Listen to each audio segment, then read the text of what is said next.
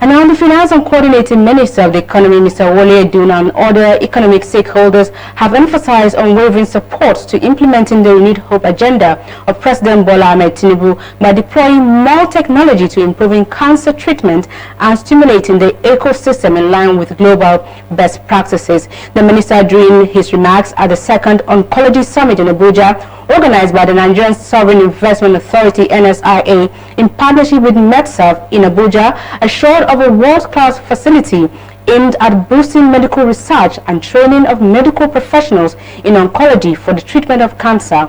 Our business correspondent ILE EMEJE has details. While applauding the Nigerian Sovereign Investment Authority (NSIA) and MEDSERVE for the successful summit on oncology in Abuja, Finance and Coordinating Minister of the Economy, Mr. Wale Edun, remarks that healthcare is the cornerstone of the federal government's economic agenda for a productive ecosystem that can provide an institutional framework for adequate training, research, and treatment of cancer.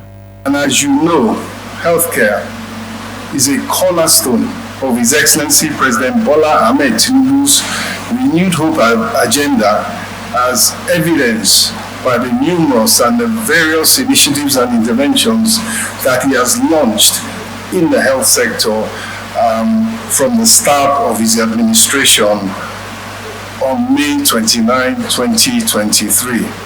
In his keynote address, Chairman of the occasion and Minister of Health and Social Welfare, Professor Ali Pate, acknowledged the determination of President Tinubu to boost the health sector, noting that the summit is timely.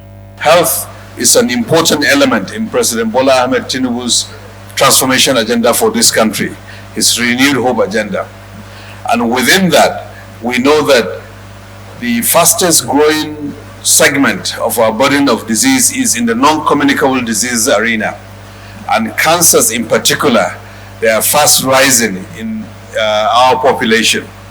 And the efforts of this administration are geared towards addressing it.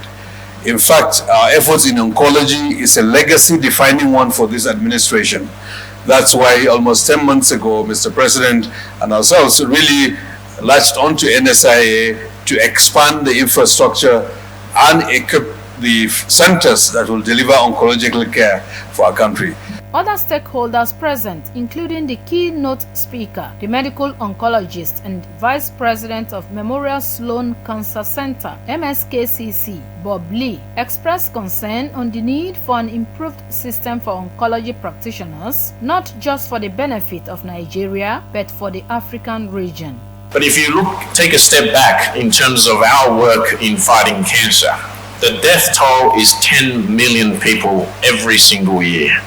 As oncology professionals, and also most of us are touched by cancer in some form or shape, whether you have a close family member or a close friend who's impacted by cancer, we all know that a life lost to cancer is just as cruel, if not more, than life lost due to conflict.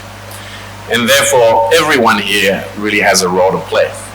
I am confident that the insights and innovations exchanged during this summit will significantly impact the quality of oncology care across Nigeria. The invention, the positioning of university education is getting louder and louder and louder by the day. And therefore, one will not be surprised that at the end of your gathering, you will come out with innovative solutions with clearly defined and implementable policy briefs.